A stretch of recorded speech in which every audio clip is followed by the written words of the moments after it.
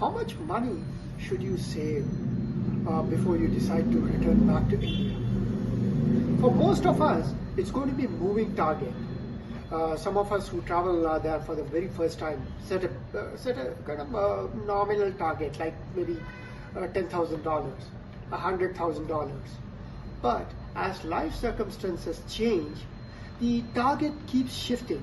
The 10,000 becomes 100,000, and the 100,000 becomes $1 million, and million becomes maybe 10 million or even more. And of course, life takes over. There are life events that supersede just the monetary target. And then you pretty soon forget that, yes, you set the target, you met the target, but that's not the only thing that's going to propel you back to India. But I'll share a story of a friend who did just that. He set a monetary target, met the target, and returned back to India, and has been living happily ever since for the past 15 years back in India. So this guy moved to America on an H1. Now, after moving there, he decided, I'm going to set a target of $100,000 in the next 5 or 6 years. And the moment I meet the target, I'm going to move back to India, come what may. So he had that clear vision, like many of us do at some point in time. And the beauty of it is he started working towards it. He started squirreling away the money, saved up $100,000 in about 5.5 or 6 years.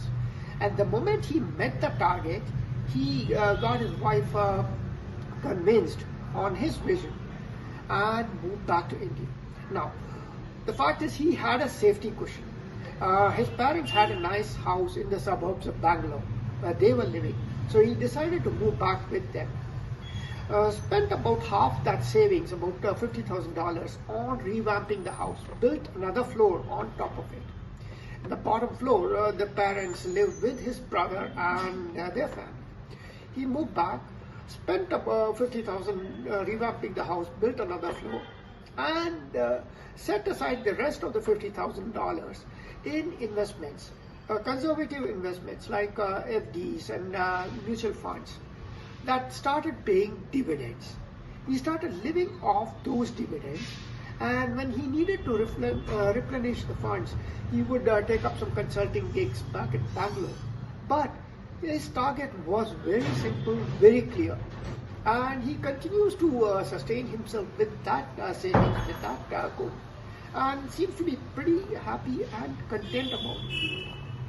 He spends time coaching his kids on science and math, even coaches the neighborhood kids on technology, and that gives him a sense of purpose. But that's about it.